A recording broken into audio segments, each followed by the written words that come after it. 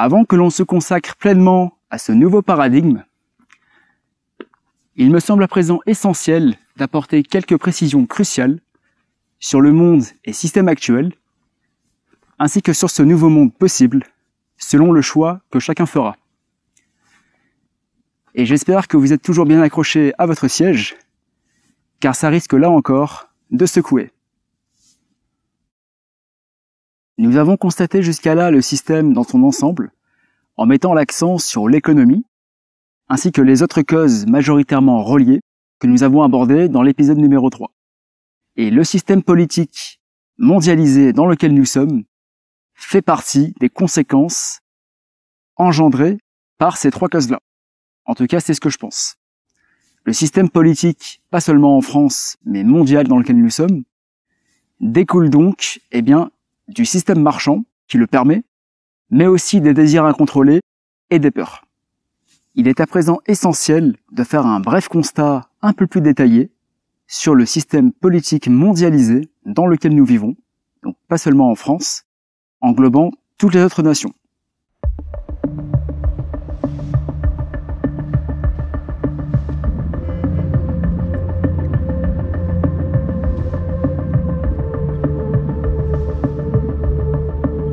Avant tout, il est important de comprendre que nous ne sommes pas dans une vraie démocratie, en France comme dans le monde entier, dans la plupart des pays.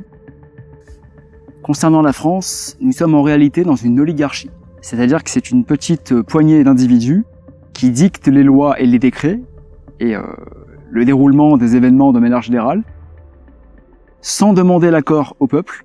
Donc la seule chose que nous faisons, c'est déposer un bulletin de vote, et ça s'arrête là.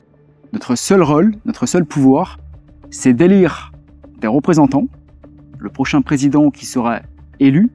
Nous n'avons aucun droit, aucun moyen de donner notre avis sur une loi, sur un décret, puisque ces choses-là sont tout simplement décidées en assemblée entre membres du Conseil d'État, etc.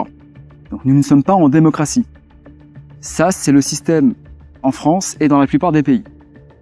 On nous vend l'idée que nous sommes en démocratie, mais c'est archi faux. Vous regardez la définition de la démocratie, c'est censé faire en sorte que le pouvoir soit au peuple. Demos kratos, qui veut dire le pouvoir au peuple. Là, c'est absolument pas le peuple qui décide quoi que ce soit. Nous ne décidons de rien du tout.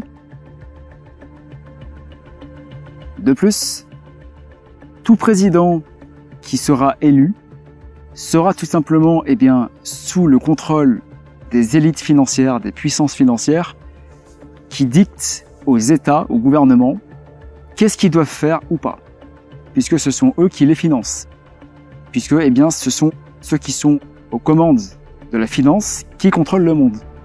Les milliardaires, mais en particulier les grosses banques mondiales. Nous avons vu ça dans les épisodes précédents.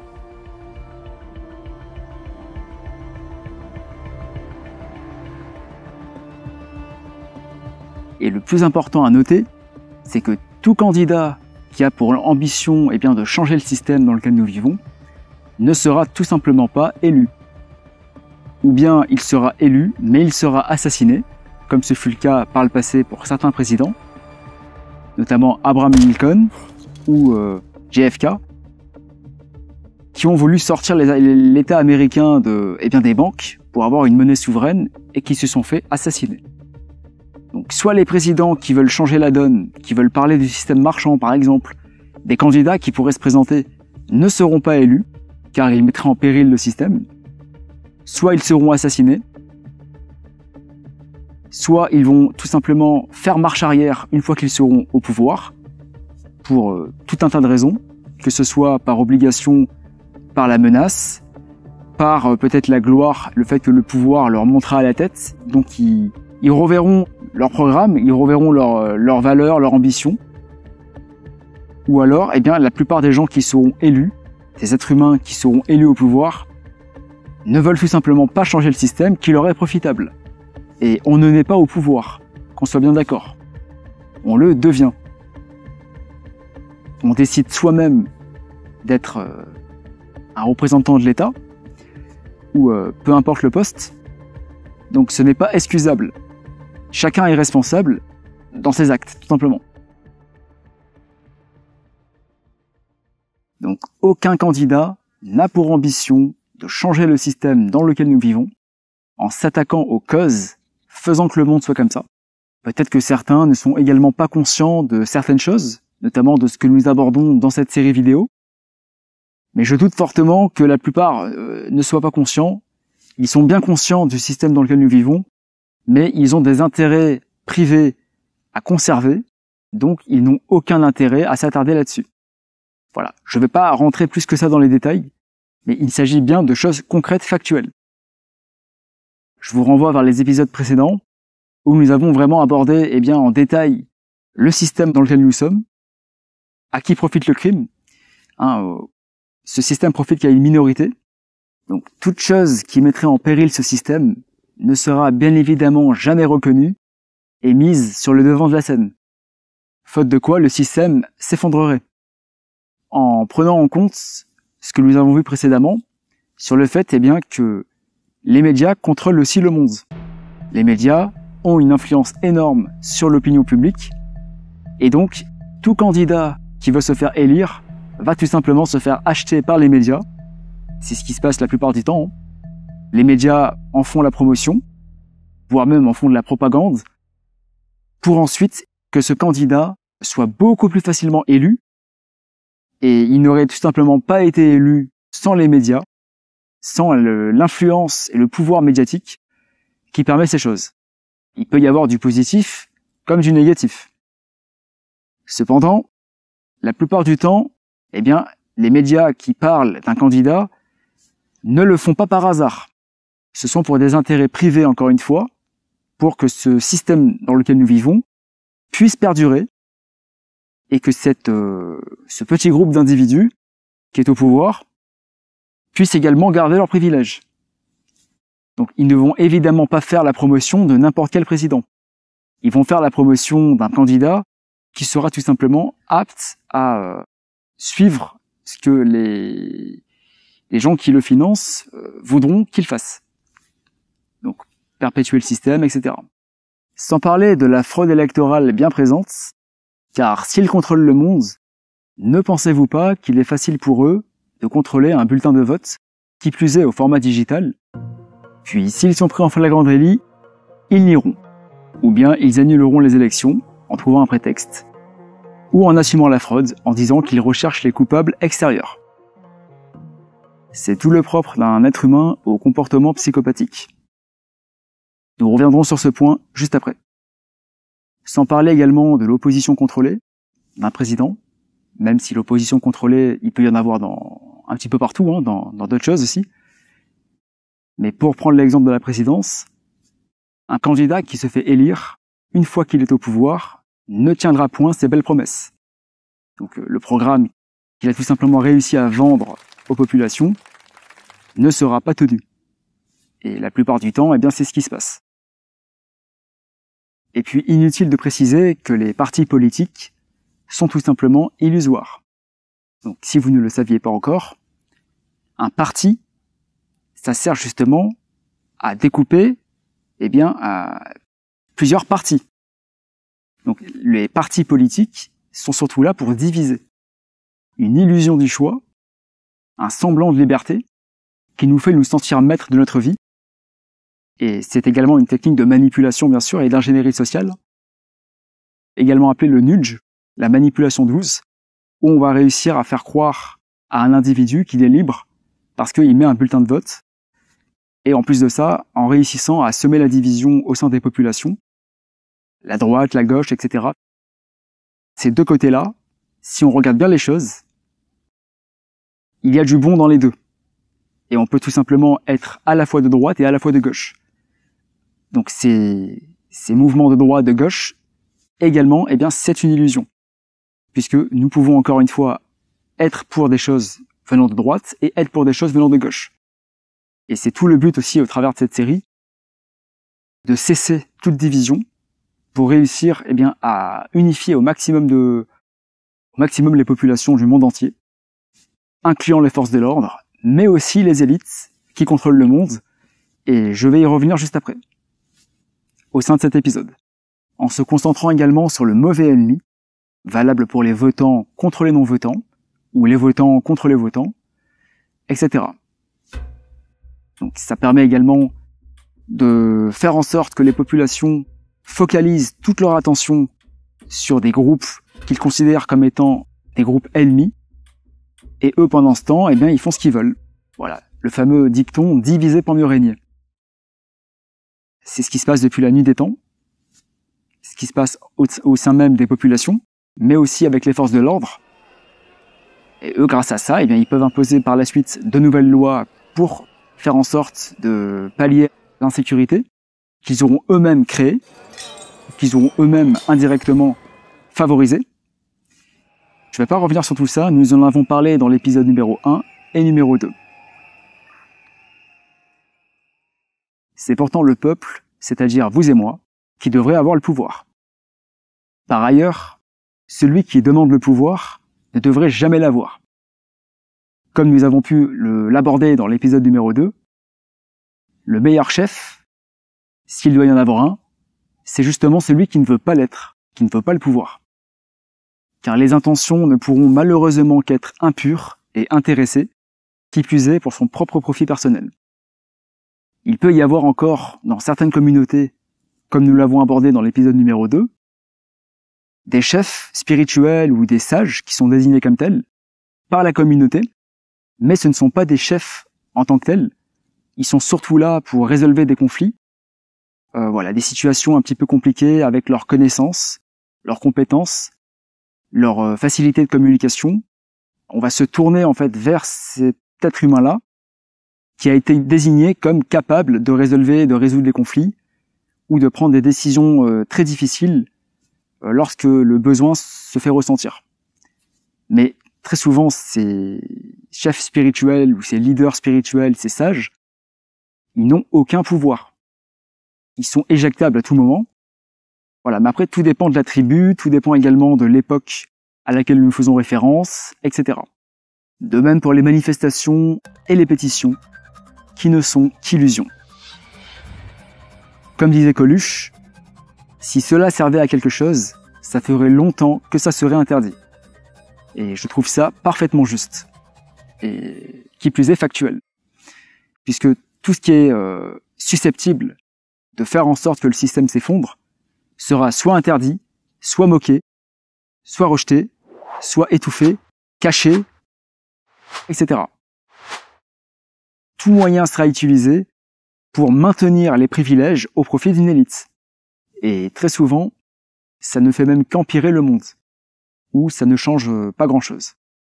On le voit avec les Gilets jaunes, par exemple, ou bien les changements à court terme se feront peut-être voir, ils vont peut-être faire un pas en arrière, mais tôt ou tard, les changements seront remplacés d'une manière ou d'une autre, que ce soit via un nouvel impôt, une nouvelle mesure ou autre. Et très souvent, malheureusement, eh bien, les êtres humains qui vont manifester, etc., s'attaquent non pas aux causes, mais aux effets, aux conséquences. Que ce soit une loi, un décret, ou une augmentation, l'inflation, ou la retraite. Tout ça, c'est les effets du système. C'est pas, le plus important, en fait, à comprendre, c'est que tout ça découle du système marchand, du commerce, encore une fois. Et puis, en plus de ça, descendre dans la rue pour se plaindre et réclamer un peu plus de liberté, eh bien, ne changera strictement rien quand on comprend que ce n'est pas les gouvernements mêmes qui décident, ce sont les banques et les élites milliardaires. Donc, ils en ont rien à faire, puisque eux-mêmes, ce sont des pions qui obéissent aux ordres du dessus.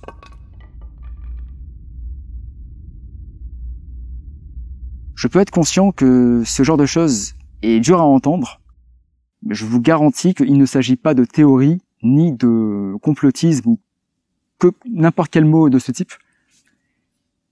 C'est la réalité du monde dans lequel nous vivons. Et j'ai suffisamment démontré de preuves, je ne vais pas revenir là-dessus. Tout ça pour dire qu'il n'est jamais trop tard pour se remettre en question, pour reconnaître certaines choses, ce qui peut s'avérer douloureux, une phase de deuil peut advenir, et surtout pour changer de stratégie, à la fois individuellement et aussi collectivement. Comme Einstein le disait, la folie, c'est de faire toujours la même chose et d'en attendre un résultat différent. À différencier de la persévérance, qui peut être utile pour réussir à atteindre un objectif, à force de persévérer. Mais lorsqu'on voit que les progrès, la stratégie ne fonctionne pas, depuis des siècles et des siècles, à un moment donné, il faudrait peut-être revoir notre stratégie, ensemble, collectivement, et s'attarder surtout sur les causes et les solutions, en se responsabilisant, et c'est ce que nous allons voir à présent, avec le choix crucial que vous êtes invité à faire. Et moi le premier, par rapport à diverses possibilités que je vais vous communiquer dans un instant.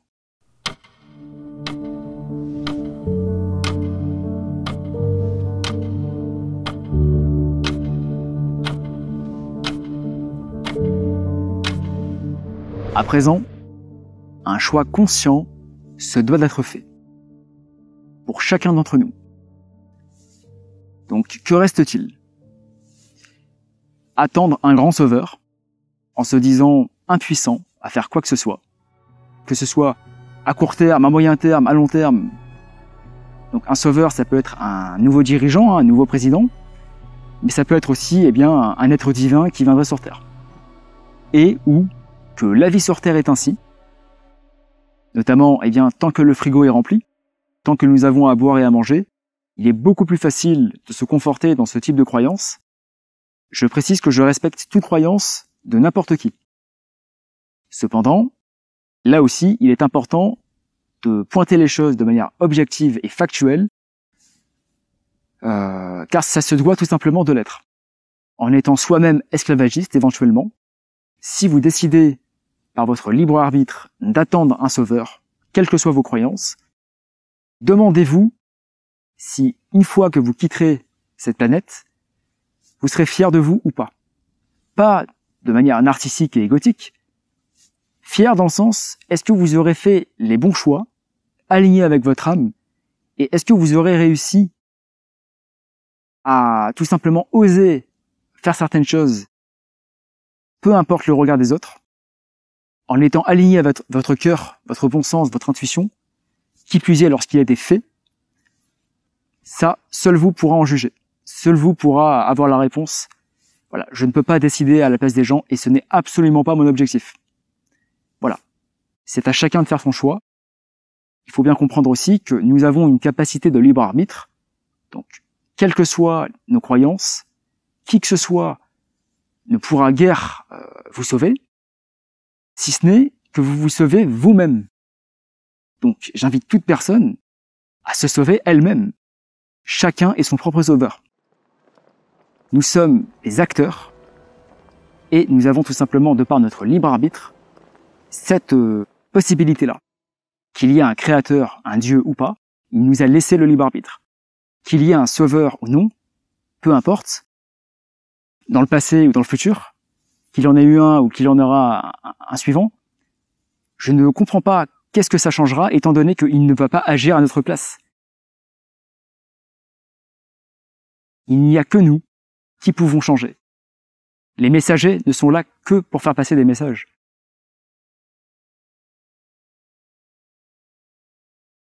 Les êtres humains qui souhaitent un monde meilleur ne peuvent pas agir à la place d'autrui.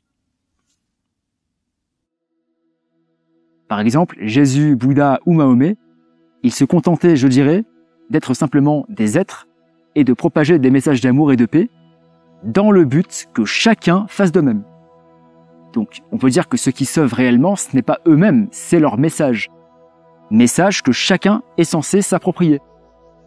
Pour se responsabiliser donc, puisque personne ne peut nous sauver et agir à notre place.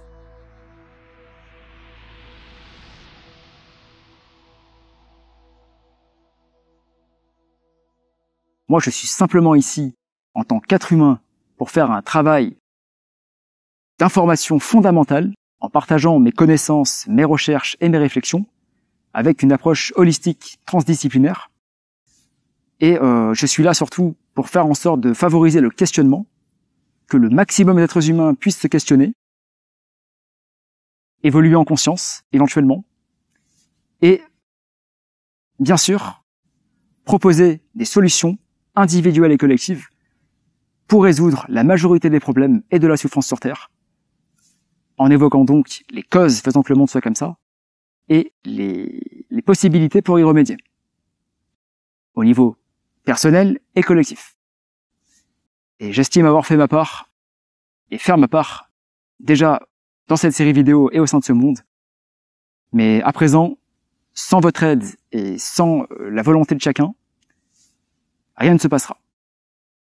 De même pour la révolution violente, qui n'est selon moi pas la solution non plus, puisque cela va créer des millions de morts, si ce n'est des milliards de morts. En plus de ça, nous allons nous concentrer sur le mauvais ennemi, c'est-à-dire les forces de l'ordre. La violence n'a jamais résolu quoi que ce soit. Ça n'a fait qu'empirer et répéter des schémas pervers. Ceux qui se sont rebellés contre l'État de manière violente ont ensuite à leur tour pris le pouvoir pour faire la même chose, etc. C'est très important de bien distinguer la légitime défense, donc c'est-à-dire la violence en dernier recours, pour se défendre, ou pour empêcher que quelqu'un fasse un crime ou un meurtre, avec la violence que nous allons nous-mêmes déclencher pour renverser le pouvoir, etc. En tout cas, ce n'est pas le choix que j'ai fait, ce n'est pas la solution que je recommande. Et eux, grâce à ça, eh bien, ils peuvent imposer par la suite de nouvelles lois pour faire en sorte de pallier l'insécurité. Et voilà, je ne peux que vous inviter à méditer sur tout ça. Et puis, en plus de ça, les forces de l'ordre, les policiers et les militaires, ce sont eux qui ont les armes. La majorité des armes de destruction massive. Donc même s'ils sont pas nombreux, l'idée, ce serait bien évidemment qu'ils s'unissent avec la population. Et comme j'ai pu m'adresser à vous, chers policiers et militaires, dans l'épisode numéro 2, vous êtes vivement invités à méditer sur tout ça dès aujourd'hui, si votre conscience et votre cœur vous le crient. Car, je le répète, sans vous, ils ne sont plus rien. C'est vous, malheureusement, qui travaillez inconsciemment ou consciemment, volontairement ou involontairement, pour un cartel bancaire criminel, pour des génocidaires, et vous le devenez malheureusement à votre tour très souvent. Au travers des guerres, mais aussi au travers des divisions avec la population. Voilà, je ne vous jette pas la pierre encore une fois, il y a beaucoup d'autres facteurs à prendre en compte, mais les choses doivent être dites. Cependant, la révolte intérieure, quant à elle, est selon moi fondamentale. Ce passage-là, ce processus de transformation intérieure, est quasiment inévitable. Parce que sans se révolter intérieurement, sans avoir envie profondément de vouloir créer quelque chose de meilleur, nous allons très souvent être dans la résignation, voire l'aliénation. Donc, il faut bien distinguer la révolution violente et la révolution non violente via un processus de révolution intérieure fondamentale.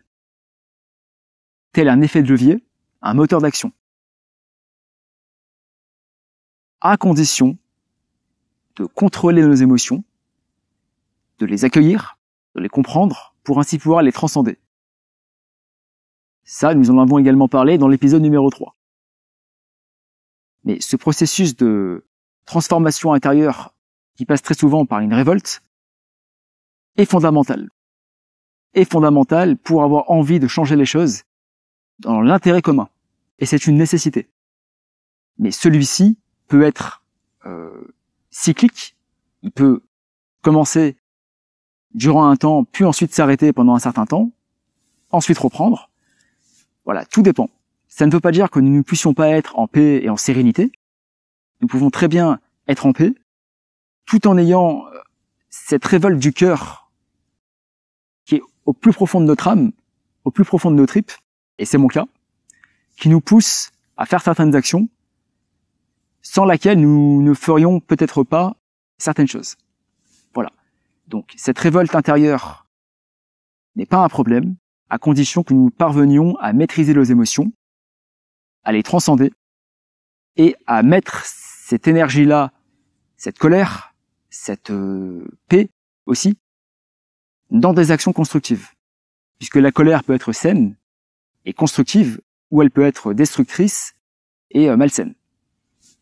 Ensuite, eh bien, il reste aussi la guerre de tous contre tous, qui est déjà le cas, au niveau commercial notamment. C'est-à-dire que chacun eh bien, reste dans son petit coin, continue à agir pour son propre profit et intérêt personnel, au détriment de tout le reste. Donc c'est-à-dire qu'il y aura toujours des guerres de communauté, des pillages de ressources, des comportements vraiment très primitifs, dans le sens animal, où la morale n'existe pas. Donc ça, c'est une solution aussi parmi tant d'autres. Accepter le fait que on soit en guerre et on va le rester. Notons que le fort sera toujours le faible du plus fort. Et comme le dit ce dicton, qui vit par l'épée, périra par l'épée. Ce qui veut dire que n'importe quel chef de gang, groupe mafieux, peu importe, souverain au pouvoir, eh bien, sera tôt ou tard remplacé par la maladie, la vieillesse. Sa propre armée peut se retourner contre lui, puisque sans elle, il n'est rien, très souvent. Également le fait qu'il peut se faire empoisonner, piéger, ou qu'il peut tomber sur quelqu'un de plus fort que lui. Tout simplement. C'est donc un cercle vicieux complètement destructeur, où personne n'est réellement gagnant. Quand on comprend les choses. On va tous y passer. Que ce soit nous-mêmes ou nos proches. Tôt ou tard. Je ne pense pas que ce soit une option que chacun souhaite. Ensuite, stopper toute reproduction humaine, de manière naturelle, en se disant que il n'est pas possible de créer un monde durable et prospère pour tous. Donc, via une extinction naturelle, je le répète, non pas un suicide, non pas une guerre, mais une extinction naturelle. Donc, c'est-à-dire arrêter de se reproduire, en se protégeant suffisamment pour éviter que cela advienne, ou bien en arrêtant complètement d'entretenir des relations sexuelles. Il faut savoir que ce mouvement existe déjà. C'est un mouvement qui existe déjà, qui a été proposé il y a quelques années en arrière. Et pour tout vous dire, ce mouvement, quelles que soient les idées qu'on peut en avoir, qui est pas très connu, m'a, par le passé, pas mal parlé. Et encore aujourd'hui, je me dis que c'est peut-être une solution. Puisque si nous ne parvenons pas à nous unir, peut-être que la meilleure solution, la plus naturelle et la moins douloureuse, il n'y aurait quasiment aucune souffrance, c'est tout simplement d'arrêter toute reproduction. Comme ça, de ce fait, l'humanité vivra encore un siècle, et ensuite, elle disparaîtra d'elle-même. Ou alors nous muterons vers un autre monde, vers une autre planète. Donc voilà, ça c'est une solution, parmi les autres.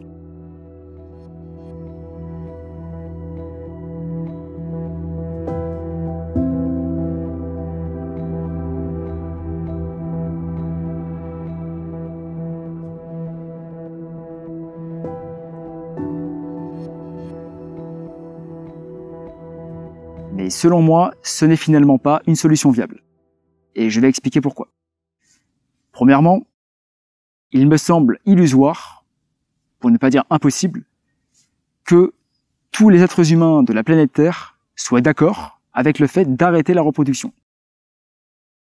Qui plus est, par accident, avec un moyen de contraception qui fait défaut. Donc, voilà pourquoi ça me paraît illusoire, c'est que la majorité des êtres humains, je pense que ne seront jamais d'accord sur le fait que on arrête de se reproduire. Donc, l'espèce humaine continuera à se perpétuer quoi qu'il arrive. Et puis, ça nécessite, bien entendu, au cours de ce dernier siècle qui serait donc le dernier, d'accepter de continuer de vivre dans ce système et tout ce que nous avons vu ensemble dans les épisodes précédents. La guerre de tous contre tous, etc. Donc voici ce que je me dis et ce que je vous invite également à vous dire. Si l'espèce humaine est amenée à perdurer, quelle que soit la forme, quelles que soient les conditions, ne serait-il pas plus préférable et moral, judiciable, éthique, c'est également un profond sens existentiel pour ma part, de chercher autant que possible à aller vers un monde durable pour l'humanité et pour l'ensemble des êtres vivants, en réduisant au maximum les problèmes et la souffrance sur Terre, dès aujourd'hui. Donc voilà, il faut comprendre que stopper la reproduction humaine peut être une solution, disons même spirituelle. On pourrait se dire que c'est un acte spirituel que de ne pas vouloir d'enfants. Et il en va de la liberté et le choix de chacun de vouloir se reproduire ou pas. Voilà. Pour vous donner mon exemple personnel, c'est pas parce que je souhaite créer un monde durable et prospère au maximum que je veux pour autant avoir des enfants. Je n'ai pas dit que j'en voulais, je n'ai pas dit que j'en voulais pas. Et je n'ai pas dit d'ailleurs que j'en avais pas déjà. Ça relève de ma vie privée et je n'ai pas envie d'entrer plus que ça dans les détails. Mais tout ça pour dire que chacun est libre de se reproduire ou pas, même si parfois, eh bien, on ne le choisit pas directement. Ça arrive comme ça. Et ça n'empêche pas donc de vouloir, dès à présent, aller vers un monde durable, puisque l'humanité se perpétuera quoi qu'il arrive, à moins qu'il y ait vraiment une catastrophe naturelle. Et bien évidemment, pour contredire ce que je viens de dire, nous sommes, je le répète, il ne s'agit pas de jouer bêtement sur la peur, mais de constater le monde dans lequel nous vivons. La science, les scientifiques du monde entier le prouvent. Je vous renvoie vers l'épisode 1 avec des études à l'appui. La destruction de la biodiversité fait que l'humanité est clairement menacée d'extinction, ainsi que toutes les autres espèces. 70% en moyenne de la faune animale, donc c'est-à-dire que les espèces sauvages qui vivent autour de nous, ont disparu. 70%. En l'espace de moins d'un siècle. En tout cas, c'est ce que nous disent les études. Donc, quel que soit notre choix de reproduction, etc., si nous pouvons, au sein de notre existence terrestre, de notre court passage, trouver un sens dans le fait de faire sa part pour aller vers un monde qui profiterait au maximum de monde, en réduisant la souffrance et les problèmes, je pense qu'au fond, c'est ce que nous aspirons tous. Le bonheur, l'harmonie, le respect, la paix, la joie, etc., etc. Pourquoi ne pas le faire? Pourquoi continuer à s'entretuer les uns les autres? Est-ce le monde que vous voulez laisser à vos enfants, à vos proches, aux générations actuelles et futures s'il y en a? Et enfin, le dernier point, la réappropriation de notre pouvoir, autrement dit de notre responsabilité, le fait de s'émanciper des conditionnements, des croyances et des illusions à propos du système dans lequel nous sommes, et pas que, pour ainsi pouvoir, collectivement, réfléchir à une stratégie d'émancipation et d'organisation pour co-bâtir un nouveau monde, autrement dit un nouveau paradigme, ou pour le dire encore autrement, un nouveau système, durable et prospère pour l'ensemble des êtres vivants. Donc, ça passe bien évidemment par la réappropriation de sa responsabilité, le fait de se responsabiliser, de s'émanciper des conditionnements, des croyances, des illusions, etc. De faire un travail sur soi, constant, au quotidien, pour réussir à contrôler nos peurs et nos désirs, comme nous l'avons vu précédemment. Donc ça passe bien sûr par la compréhension de toutes ces choses, pour ainsi pouvoir les accueillir, bien sûr, c'est important, les accueillir quoi qu'il arrive, mais aussi les comprendre, pour ainsi pouvoir les transcender. Et nous pouvons réussir à les maîtriser, à les contrôler de la manière la plus naturelle qu'elle soit, sans se faire violence, bien sûr. Et ensuite, une fois que nous avons fait ça, ce travail, disons, individuel, qui n'a pas de fin, là, nous pouvons nous tourner vers une stratégie collective. Les deux peuvent être faits de manière simultanée pour réussir à se mettre d'accord sur une stratégie d'émancipation et d'organisation individuelle et collective. Parce que oui, la stratégie collective, il y a aussi l'individualité à prendre en compte de chacun. Puisque, encore une fois, qu'est-ce que le système, que ce soit celui-ci dans lequel nous vivons encore, ou un nouveau paradigme, si ce n'est la totalité des individus qui le constituent. Donc des individualités. Je pense que nous ne voulons plus de dirigeants, sachant que nous savons très bien qu'ils ne sont pas là pour notre bien. Si vous avez suivi cette série depuis le départ, je pense que ce n'est plus du tout une supposition ou une question. C'est tout simplement une évidence, en tout cas pour ma part, que les gouvernements ne sont pas là pour notre bien, mais pour leurs intérêts, et ou que nous n'en avons tout simplement pas besoin. C'est mon cas. Personnellement, je ne veux plus être gouverné. Je n'ai pas besoin de ça, et ce n'est pas le monde, le paradigme auquel j'aspire. Un monde viable et abondant pour tous, ou autrement dit, durable et prospère pour l'ensemble des êtres vivants. Je souhaite me gouverner moi-même, et c'est déjà ce que je fais. Et j'aspire à ce que chacun fasse de même. Libre à chacun de tirer ses conclusions, bien sûr, encore une fois, au-delà des faits. D'écouter votre cœur, votre intuition, votre bon sens. Mais si, vous comme moi, vous ne voulez plus de dirigeants, quelle est la solution dans ce cas-là? Eh bien, collectivement, faire tout simplement de la gouvernance partagée. Donc, chacun participe aux décisions. Il n'y a plus de chef ou de dirigeant, mais chacun est son propre chef, on pourrait dire, et chacun réussit par l'intelligence collective, le respect de chacun et la communication non violente, bienveillante, à exposer son point de vue, ses connaissances, ses recherches, ses réflexions. Et ensuite, il y a plusieurs possibilités pour réussir à se mettre d'accord. Et tout ça, nous l'aborderons en détail dans l'épisode numéro 5. De plus, il n'y a rien à combattre. Nous avons simplement à sortir du jeu, à arrêter d'alimenter ce système et à construire notre propre système. Ou autrement dit, notre propre monde, ou pour le dire encore autrement, notre propre paradigme. Voilà. Peu importe les termes, s'il n'y a plus d'esclaves, il n'y a plus de maître. Je répète, si l'esclave décide de ne plus être esclave, le maître disparaît. Si le mot esclavage vous choque, je vous renvoie encore une fois vers les épisodes précédents. L'esclavage n'a en réalité jamais été aboli. C'est bel et bien une réalité objective et factuelle. L'esclavage d'ailleurs n'a fait qu'empirer au fur et à mesure du temps. Cela ne veut pas dire que nous ne puissions pas croire en un au-delà, en un paradis ailleurs qui pourrait exister. Chacun est libre de croire en ce qu'il souhaite. Ça veut tout simplement dire que nous pouvons ici, sur cette planète, aller vers un monde beaucoup plus viable et abondant pour l'intégralité du vivant, dans lequel la paix, l'amour, l'harmonie, la joie, le jeu aussi, le fait de s'amuser, mais également l'épanouissement personnel, le respect de chacun, le partage, l'entraide, la gratuité, le don inconditionnel seraient au centre. Donc ça veut tout simplement vouloir dire de cesser de fermer les yeux sur le monde actuel, de regarder les choses en face. Et voilà, à chacun ensuite de faire le choix qu'il souhaite. Et actuellement, le monde dans lequel nous vivons, sur cette planète Terre, se rapprocherait bien plus de l'enfer que d'un paradis. Donc j'ose même affirmer que nous sommes actuellement en enfer.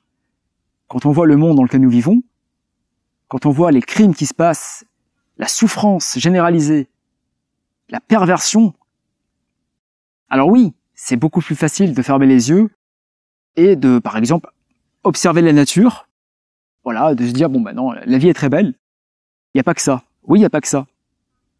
Mais quand on voit les choses telles qu'elles sont, ça en devient tout simplement insupportable et impossible de fermer les yeux sur toutes ces choses. Si nous sommes normalement constitués, si nous avons un cœur, une éthique, des valeurs suffisamment, je dirais, altruistes, pour ne pas s'en foutre. Cependant, je précise que mon but n'est absolument pas de culpabiliser quiconque, puisque, eh bien, nous avons tous été formatés, manipulés, conditionnés depuis notre naissance à accepter ce monde, ce système. Notamment via cette illusion du confort, etc., etc.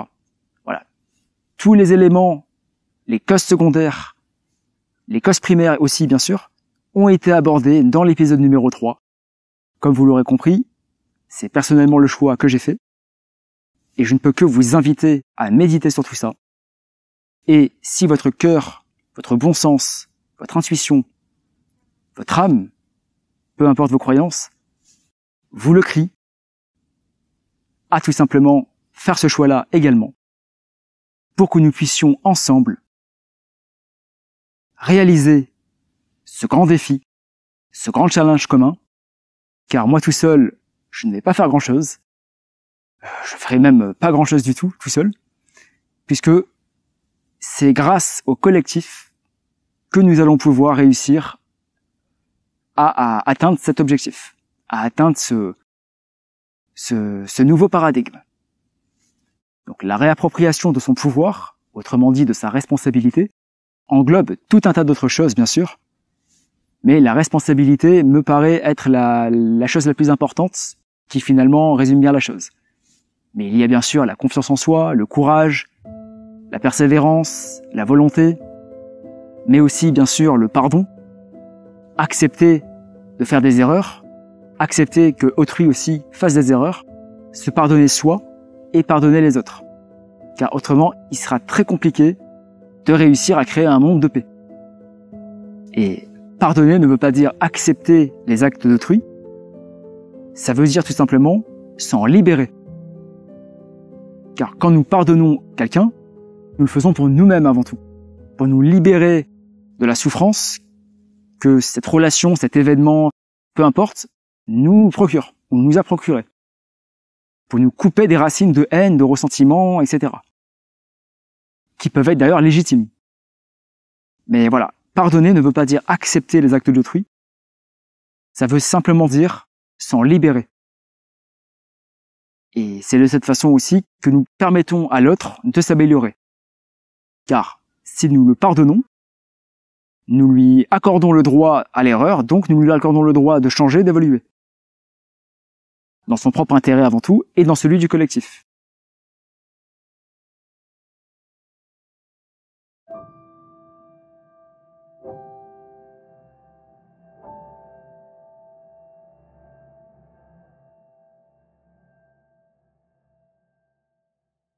Il ne s'agit pas d'excuser et de tolérer bêtement n'importe quoi. Il s'agit de prendre suffisamment de recul pour comprendre pourquoi un individu agit comme ça ou non. Qu'est-ce qui pousse un individu à agir de la sorte? Donc, nous pouvons pardonner sans tolérer les actes, nous pouvons empathir et comprendre sans tolérer non plus. Et c'est de cette façon que nous pouvons également aider les autres à guérir en leur laissant la possibilité de changer.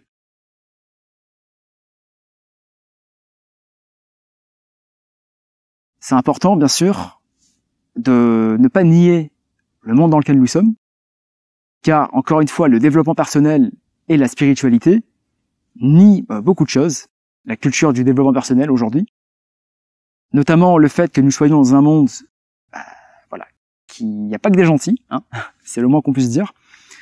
De mon côté, j'aurais toutes les raisons légitimes de ne pas vouloir co-créer un monde durable et prospère.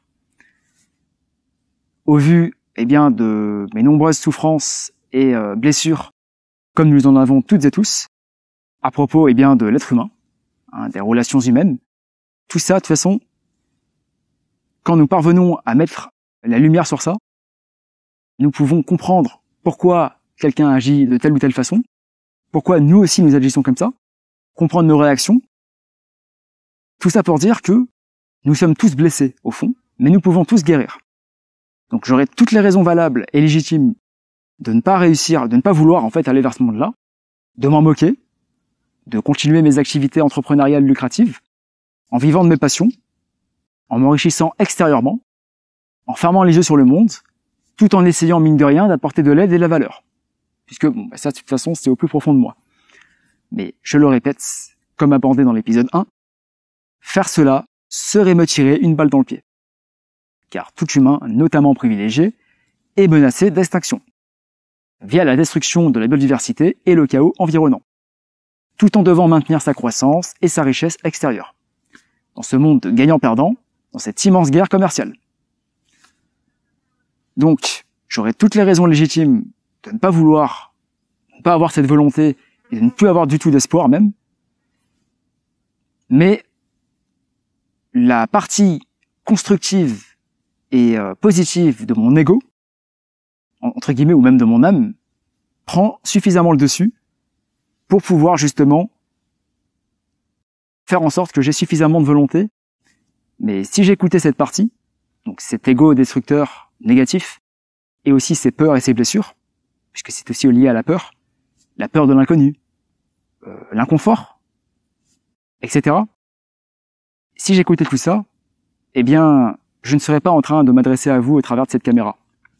Et je n'aurais pas tout simplement réalisé cette série vidéo, et je n'aurais pas non plus fait beaucoup d'actions hors Internet et dans l'ombre, comme chacun en fait aussi, je pense, à son échelle, pour voir émerger ce nouveau paradigme au quotidien, puisque tout se passe bien sûr au quotidien, au travers de nos faits et gestes personnels, et aussi au travers de nos actions collectives, etc., etc. Et comme abordé dans l'épisode numéro 3, les 5 blessures les plus connues, que sont la blessure du rejet, de l'abandon, de l'humiliation, de la trahison et de l'injustice, eh bien, nous les avons plus ou moins toutes et tous, notamment, dès l'enfance, où nous pouvons très souvent connaître des souffrances, que ce soit dès l'école primaire ou dans les familles, ou encore dans la vie de manière générale. Et donc, toutes ces choses-là accumulées fait que c'est aussi pour ça que nous n'arrivons pas à nous unir. On en revient aux 3 causes primaires que sont le système marchand, le commerce, qui nous contraint, etc. La peur de la mort qui englobe toutes les autres peurs, ainsi que les blessures et traumatismes collectifs, voire transgénérationnels, qui sont liés, et les désirs incontrôlés. Et pour tout vous dire, une partie de moi se conforte encore dans ce système individualiste. Et si nous regardons les choses en face, finalement, nous sommes tous encore un petit peu dans cette partie individualiste qui se conforte dans le système et également qui n'aspire pas vraiment à l'union. Car autrement, le monde aurait déjà changé. On ne peut pas forcer l'union, puisque l'union doit se faire naturellement. Et très souvent, l'union se fait dans les moments difficiles, de souffrance et de nécessité. Donc si l'humanité se tape encore dessus à l'heure actuelle, c'est sûrement qu'elle doit passer par là, qu'elle doit continuer à apprendre, jusqu'au jour où elle comprendra que il serait peut-être temps de s'unir. Pas juste spirituellement par la pensée, ou peu importe les croyances, mais dans la matière. Puisque le monde actuel nous démontre bien que nous ne sommes pas unis. Nous sommes complètement dans la division. Et donc cette partie de moi qui existe encore, n'y croit plus vraiment, voire plus du tout. Et je pense que beaucoup d'entre vous se reconnaîtront peut-être dans ces mots. Et c'est fondamental d'oser le reconnaître, parce que ça passe par ça aussi, d'oser accepter nos parts d'ombre, nos blessures, nos traumatismes, nos peurs. Autrement, nous n'allons pas pouvoir les mettre en lumière. Mais il y a cette partie de moi qui y croit fermement et qui est plus volumineuse et lumineuse. Et j'ai décidé d'écouter cette partie, puisque de toute façon, cette partie-là prend beaucoup plus le dessus que sur l'autre partie que j'ai pu brièvement aborder, car tout simplement, ça passe aussi par ce travail de compréhension et de transcendation. Nous pouvons aller au-delà de ça, en plus que ce soit une nécessité pour notre espèce, mais par rapport à tout ce que j'ai sur la conscience, que ce soit l'ego et ou l'âme, peu importe les croyances, voilà. Il y a plusieurs écoles. Nous en avons également parlé dans l'épisode numéro 3. Mais voilà, le plus important, c'est de comprendre l'ensemble. Et chacun n'est pas exempt de défauts. Nous avons tous, consciemment ou inconsciemment, au moins fait souffrir une fois quelqu'un dans notre vie. C'est quasiment certain. Que ce soit, encore une fois, conscient ou inconscient, volontaire ou involontaire, notamment accidentellement. Donc, nous ne sommes pas exempts de défauts. Nul n'est parfait.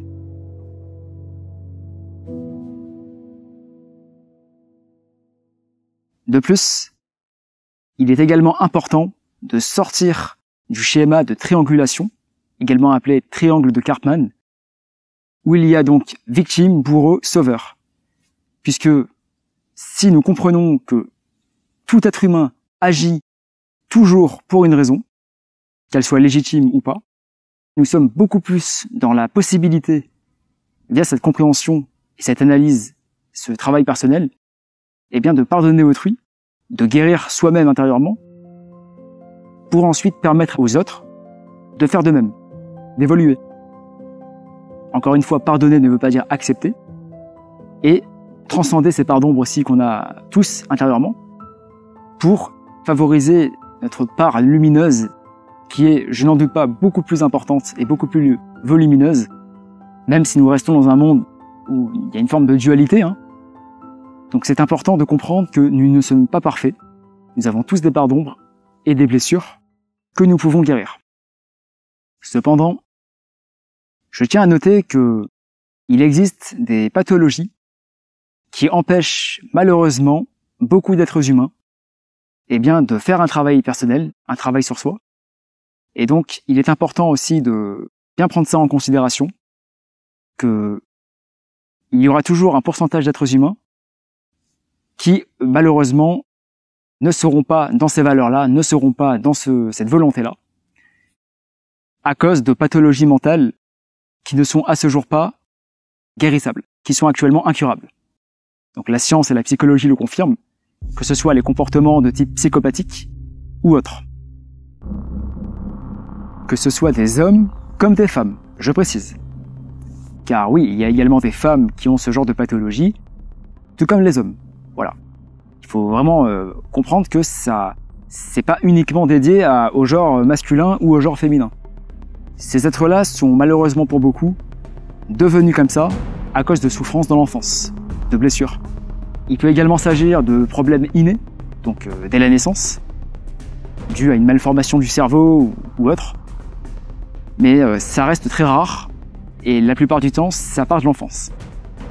Et ça part bien sûr de la société complètement malade dans laquelle nous vivons. Et finalement, peut-on réellement leur reprocher d'être comme ça ? Dans un monde, dans un environnement qui favorise ce type de comportement. Donc, nous avons grandi dans un système pervers, il n'est pas étonnant que beaucoup d'êtres humains le deviennent. Tel l'instinct primaire, primitif dans le règne animal, dominant-dominé, dans lequel l'homme est un loup pour l'homme. Et la société actuelle ne peut que favoriser l'expansion de ce genre de pathologie. Et ce n'est pas par hasard, je pense, que le nombre est en évolution constante depuis quelques décennies, quelques siècles. Mais attention, nous sommes tous responsables, même si parfois ça peut être inné, ou on ne peut pas, quelqu'un qui est fou finalement ne peut pas être conscient de sa folie, très souvent. Mais finalement, qu'est-ce que la folie ? Quand on voit l'humanité dans son ensemble, ne sommes-nous pas tous fous, finalement ? Si être fou, c'est parler à haute voix dans la rue, crier et se comporter sans sens moral, finalement, quand on regarde l'humanité, on peut dire que nous sommes tous fous. Quand on voit les atrocités que nous faisons subir à la biodiversité, aux autres espèces vivantes, comment nous nous comportons envers notre prochain, envers nous-mêmes, il est temps aujourd'hui de guérir collectivement et de tout simplement aller de l'avant. Même si malheureusement ces individus ne veulent pas changer et n'hésiteront pas à manipuler leurs interlocuteurs qui essaieront de les aider. C'est malheureusement des individus qui marchent au dominant-dominé, donc qui fonctionnent de cette façon, qui ne se remettent pas en question, qui ne veulent pas être aidés, pour beaucoup, qui sont dans le déni de leurs actes. La communication n'est absolument pas faisable, donc elle mène soit au conflit, soit à la manipulation, au chantage, à la peur, ou alors, s'il s'agit d'avoir des intérêts derrière, la communication peut être saine, mais elle sera calculée. Et puis, ces individus aussi, malheureusement, ne sont pas capables de reconnaître leur pathologie, ça va de soi. Ces êtres-là ne sont pas guérissables, puisqu'ils ne veulent pas être aidés, ils ne veulent pas évoluer, ils ne veulent pas changer, et ils rejettent la faute sur les autres. Ils considèrent également les autres comme des objets à utiliser. Et voilà, je passe les détails, il y aurait encore beaucoup de choses à dire. Actuellement, ça reste une faible minorité, mais il faut comprendre que on va certainement être amené à devoir collaborer avec ces êtres aussi. dans un nouveau système, dans un nouveau monde, il va falloir réussir à faire société, si je puis dire, à réussir à s'organiser avec ces êtres-là aussi. Et peut-être que vous qui m'écoutez, vous en faites partie. Je ne peux pas savoir. Mais ce sera à chacun, collectivement, de trouver des solutions pour ce problème-là, ce genre de problématique, comme pour le reste. Peut-être que par exemple, nous pourrions faire en sorte que ces individus aillent dans des centres pour qu'ils évoluent en conscience, se soignent. Je pense que, comme nous l'avons vu dans l'épisode précédent, lorsque l'environnement et le système changera, il sera beaucoup plus facile de guérir les âmes et de favoriser les changements via cette énergie environnante qui changerait. Parce qu'il ne s'agit pas que des gouvernements et des élites qui, pour beaucoup, je pense, ont ce genre de pathologie. Il s'agit aussi bel et bien des gens du peuple. Car, comme je pourrais inconsciemment le laisser prétendre, il ne s'agit pas de dire que ce sont les 1% de méchants contre les 99% de gentils. Loin de là. Loin de là, oui et non. Car ça reste mine de rien une image assez représentative, puisque le système profite bel et bien à une minorité esclavagiste. Mais, au sein même des familles et du peuple, il existe aussi beaucoup de perversions, de manipulations, de corruption, etc. Mais quand nous comprenons que tout ça est relié aux causes primaires, nous pouvons avoir beaucoup plus de recul, d'empathie et de capacité à pardonner tout simplement, mais sans tolérer non plus. Voilà. Attention au fameux syndrome de Stockholm, que nous avons brièvement pu aborder dans l'épisode numéro 3, faisant partie des conséquences, des éléments secondaires qui découlent des 3 causes principales, qui est le fait de prendre la défense de son agresseur, autrement dit de son bourreau, via un sentiment de sympathie qui se crée, et voire même d'amour.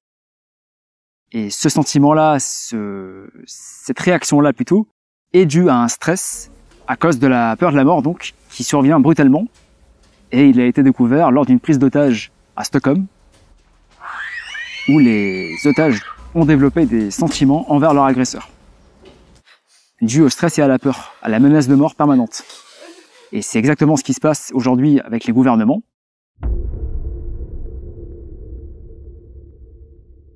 Le syndrome de Stockholm, on le retrouve aussi dans les relations en tout genre, même au sein du peuple.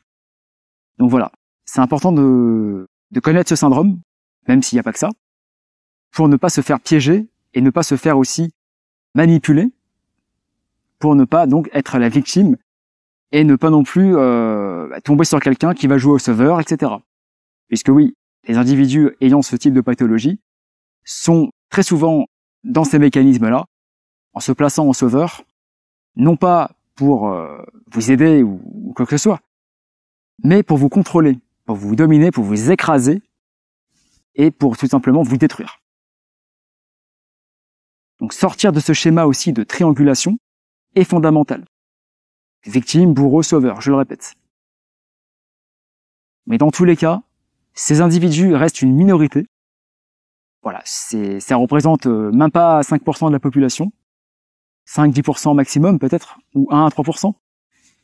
Donc voilà, il va tout simplement falloir gérer ces êtres-là, les canaliser, et savoir également faire preuve de fermeté et fixer des limites quand ça en vaut la peine, quand c'est nécessaire. Et puis, des peurs, des blessures et des traumatismes, nous en avons donc toutes et tous. Et c'est à chacun de faire ce travail sur soi, à condition bien sûr que nous soyons dans la possibilité, dans la capacité de pouvoir le faire. Certains peuvent être réticents à l'idée de vouloir recréer un système, mais il faut bien comprendre que si nous restons chacun dans notre coin et que chacun souhaite faire son petit potager, rester dans un état d'esprit individualiste comme on nous a malheureusement habitués, et je me mets dedans aussi, eh bien, le monde ne pourra pas être durable, car beaucoup de gens également n'ont pas les compétences, n'ont pas les ressources financières. Il faut avoir de l'argent pour réussir à avoir généralement son autonomie, construire une maison, avoir des compétences. Pas tout le monde n'est apte à faire ça. Ça reste une minorité qui en est capable. n'ont pas la situation possible, familiale ou autre, ou sont dans des pays, dans des États totalitaires, où ils ne peuvent plus sortir de l'État. C'est très important de comprendre tout ça. Vouloir rester dans un schéma individualiste en se disant que c'est à chacun de changer par lui-même et d'incarner le changement qu'il veut, etc., est à la fois vrai sous un certain aspect, sous un certain angle, mais complètement erroné, illusoire, sous un autre. Car se dire qu'il suffit simplement de monter nos énergies et vibrations, comme abordé également dans l'épisode numéro 1, en faisant le parallèle avec l'argent, eh bien, est complètement illusoire.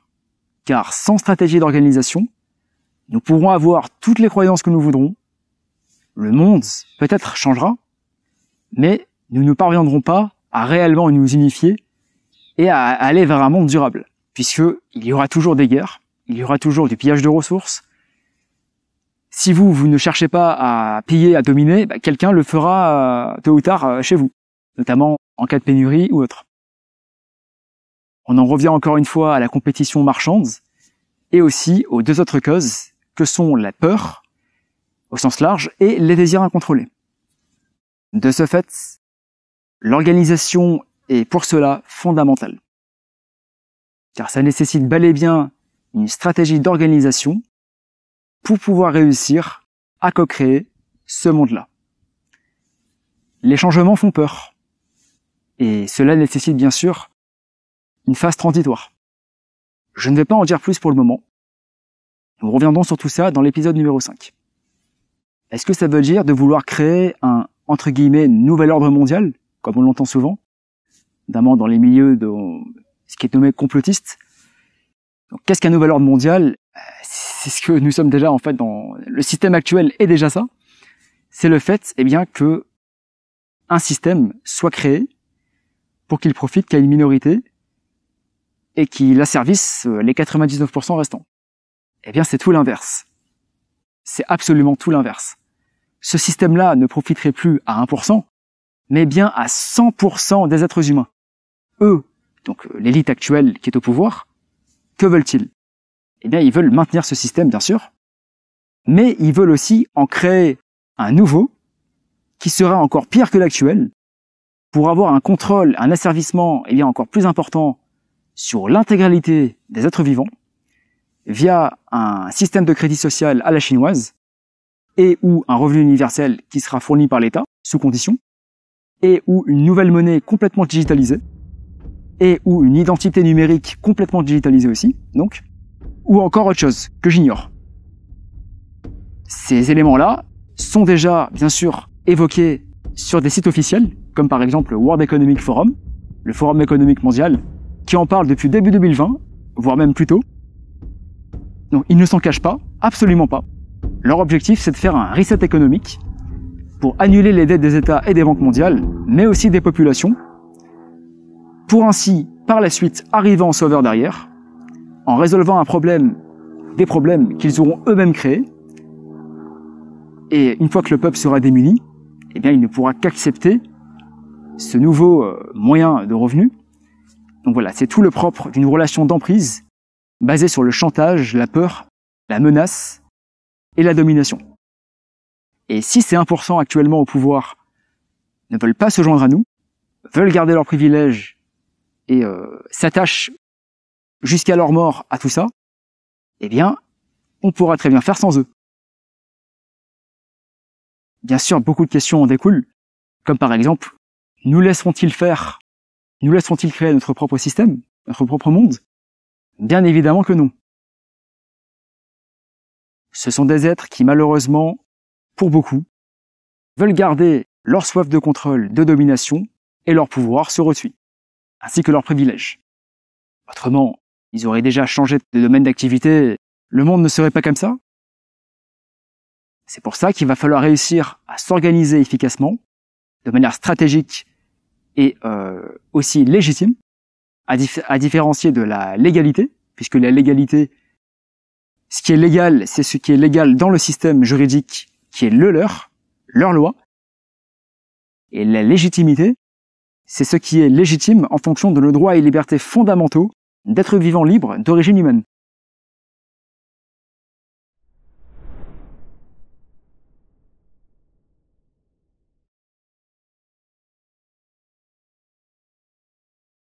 Notamment la Charte des droits de l'homme, mais aussi beaucoup d'autres choses qui relèvent aussi du domaine spirituel, des choses qui ne sont pas écrites, comme le fait que chaque être vivant ait le droit de base à avoir accès à l'abondance et aux ressources. Et nous sommes actuellement la seule espèce qui interdit à sa propre espèce, donc, de pouvoir se nourrir, se loger, etc. Puisque les autres espèces, même s'ils sont en compétition les unes avec les autres aussi, il peut y avoir de la coopération, mais on est bien dans un monde de prédation interespèce, eh bien, les animaux qui sont dans une zone sont libres de partir et d'aller se nourrir ailleurs, si ça se passe pas bien. Actuellement, ce n'est pas le cas sur Terre. Absolument toute la planète est privatisée. Les ressources, les biens, les richesses, allons-nous encore tolérer cela longtemps? Et ils finiront tôt ou tard par se joindre à nous, puisque le système ne sera plus alimenté. Ou alors, ils nous déclareront la guerre, et dans ce cas-là, il faudra trouver des solutions ensemble pour savoir que faire, comment agir. Et chers policiers et chers militaires, je le répète, vous êtes encouragés à vivement vous remettre en question, à vous tourner du côté des populations dès aujourd'hui, si votre cœur, votre conscience, votre âme vous le crie. Car sans vous, ils ne sont plus rien. Donc, ce nouveau paradigme profiterait à 100% des êtres vivants. Je ne rentrerai pas plus dans les détails pour l'instant. Je vais cependant affirmer ceci, au cas où certains d'entre eux écouteraient ce message, car comme vous l'aurez compris, mon but est donc d'unifier au maximum l'intégralité des êtres humains, y compris, les êtres humains qui sont privilégiés, au-delà des pathologies pouvant exister. À vous, décideurs politiques et milliardaires, notamment les directeurs et actionnaires des grosses banques commerciales. Sachez que vous êtes tout autant, vous aussi, invités à nous rejoindre et vous serez les premiers également à être accueillis, à condition que vous vous repentissiez pour vos actes, pour les crimes depuis des générations et des générations que vous avez commis contre tout le vivant. Personnellement, je suis prêt à vous pardonner pour que nous puissions vivre dans un monde de paix, mais je ne tolère absolument pas tous vos actes, toutes les atrocités que vous avez pu mener et que vous menez encore à l'heure actuelle. Mais grâce à vous, des millions d'âmes ont pu éventuellement prendre conscience du monde dans lequel elles vivaient et évoluer en conscience pour trouver du positif. Donc, ce n'est pas à moi de décider qu'est-ce que les populations, les êtres humains de ce nouveau paradigme décideront, dont je prendrai aussi partie, mais décideront de qu'est-ce que nous ferons justement de vous, qui avez commis tous ces crimes et qui continuent à les commettre. Peut-être que le vote collectif, le collectif décidera que vous ne serez pas emprisonnés pour vous aider à évoluer. Peut-être que un camp de soins vous sera tout simplement obligé. Vous serez dans l'obligation d'aller dans un séjour, dans un établissement qui sera tout simplement créé pour faire évoluer les âmes en conscience, pour que vous puissiez guérir de vos blessures, guérir de votre psychose, voire de votre psychopathie. Et voilà, je n'ai pas d'autre chose à dire. De toute façon, nous n'allons pas vous attendre. Vous êtes une minorité, nous sommes la majorité. Les forces de l'ordre, policiers et militaires, sont également de notre côté, car de base, ils travaillent, en tout cas sur le papier, pour les populations, pour leur protection, même si, comme nous avons abordé dans les épisodes précédents de cette série vidéo, eh bien, les policiers et les gendarmes sont tout simplement au service d'une élite. Elles sont au service, donc, ils sont au service de vous-même. Pour me réadresser à vous directement, plus vous attendez, plus vous continuez à perpétuer ce système, plus la planète se détruit, plus vous êtes vous-même menacé d'extinction. Donc, aujourd'hui, il est temps de reconnaître tout ça. Une phase de deuil peut advenir, c'est même quasiment certain. Et vous êtes invité à l'accepter, sans vous juger ni vous culpabiliser, pour ainsi pouvoir transcender tout ça, guérir, et que nous puissions muter collectivement vers ce nouveau paradigme. C'est une bouteille jetée à la mer, mais au moins j'aurais tenté. Aujourd'hui, voilà, c'est important de faire ce choix-là, en conscience, en pleine conscience même, je dirais. C'est-à-dire de le faire, non pas sur un coup de tête, non pas en se précipitant, mais en se posant, en allant en pleine nature si vous avez la possibilité, ou peu importe où vous pouvez aller, dans une pièce calme, ça pourrait très bien suffire, et de vous demander tout ce que nous avons vu au travers de cet épisode, mais aussi au travers des précédents, à savoir, que voulez-vous vraiment? Est-ce que vous êtes d'accord de voir ce monde-là? Pour vous, pour vos enfants, si vous en avez, pour vos proches, vos amis, les générations actuelles et futures, s'il y en a.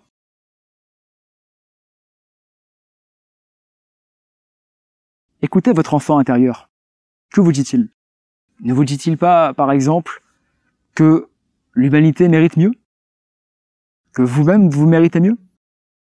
Êtes-vous vraiment heureux et épanoui, sans vous mentir, quand vous voyez le monde le monde autour de vous?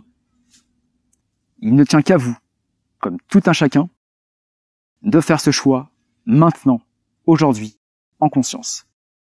Maintenant, car il est grand temps de prendre position. Il est grand temps de décider du futur que nous souhaitons laisser à nos proches, à nos enfants, aux générations actuelles et futures s'il y en a. Même si notre choix pourra évoluer dans le temps, mais se positionner aujourd'hui me semble être fondamental. Dès demain, en un claquement de doigts, ce nouveau paradigme peut éclore partout dans le monde si nous le voulons profondément. Car nous avons toutes et tous, pour la plupart des êtres humains, des problèmes financiers, marre de ce système dans lequel nous ne pouvons pas faire ce que nous aimons, qui détruit la planète, et nous sommes surtout menacés d'extinction, je le répète. Avec certes une période de déconditionnement nécessaire, de déprogrammation, qui peut s'avérer également douloureuse, et je l'ai moi-même vécu. Et bien sûr, j'évolue toujours moi le premier, et j'ai encore certaines peurs, certaines blessures, tout ça, etc. Donc nous sommes à la fois tous en évolution, et nous sommes également tous peut-être aptes à aider autrui avec des choses que nous avons surmontées ou comprises, ou les deux, en mettant nos compétences, nos connaissances à profit de l'humanité, et non pas à profit de son propre intérêt personnel, du moins uniquement du sien. Dans le prochain épisode de cette série vidéo, nous rentrerons donc en détail dans les explications globales en rapport avec ce nouveau monde, ainsi que les bases fondatrices qui me semblent donc personnellement fondamentales pour y parvenir, dont quelques-unes que j'ai déjà abordées au sein de cet épisode, ainsi que des actions individuelles et collectives que nous allons pouvoir faire sur le court, moyen et long terme, qui seront abordées.